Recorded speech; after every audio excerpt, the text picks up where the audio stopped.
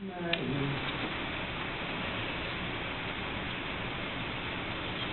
long has it been since you've been on a scavenger hunt?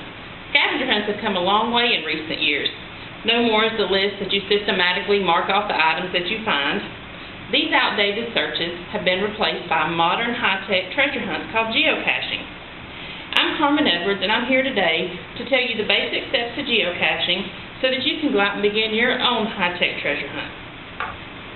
Geocaching is simply a combination of a scavenger hunt and GPS technology.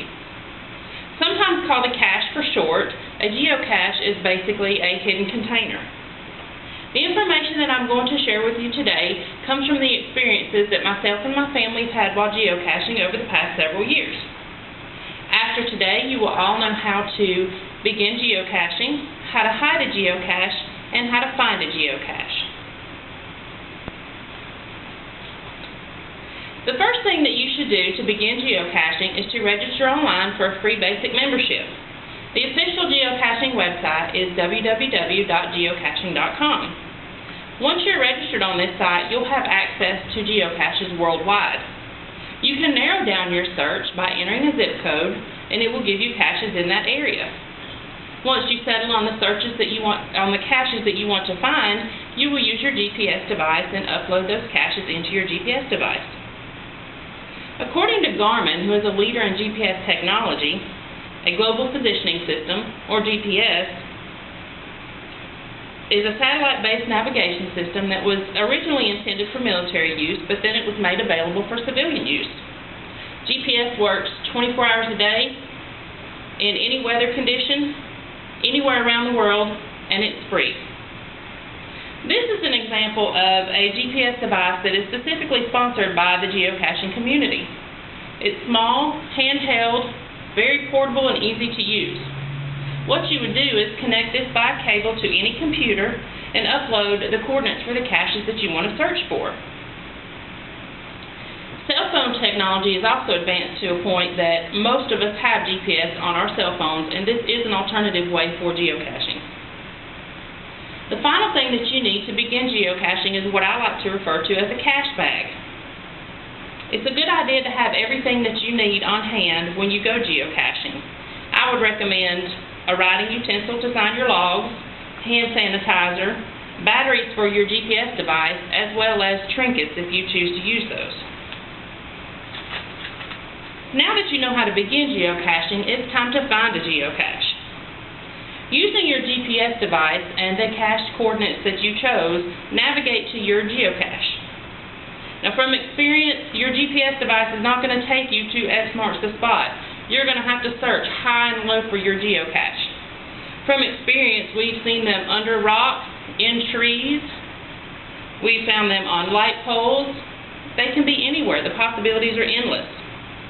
When you do find your geocache, you open the container, and at minimum you will find inside a log for you to sign and date your find.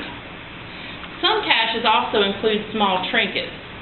You can trade your trinket as long as you replace it with something of greater or equal value. You should never take anything without replacing it.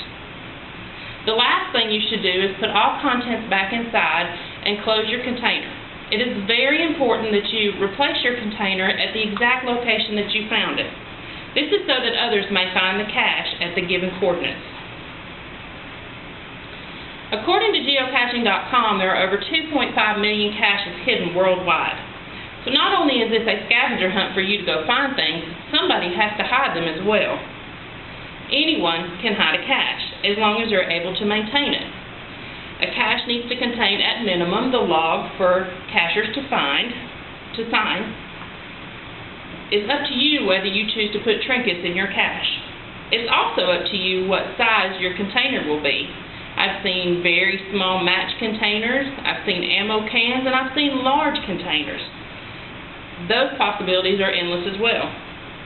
You should be able to check your cache at least once a month to make sure the contents are intact and that it is at the exact coordinates that it was placed at. When you do place your cache, you need to make sure that it is in a safe, secure, and legal area. If you place it on private property, you need to get permission from the property owner. And if you place it on public lands, you need to check with the manager to make sure there's no restrictions. You also need to take care that the cache is placed in a way where the searcher is not put in any danger or they don't look suspicious. Once you hide your cache, you need to use your GPS device to pinpoint your coordinates, and then you should return to geocaching.com and enter your coordinates so that you can publish your cache for others to find.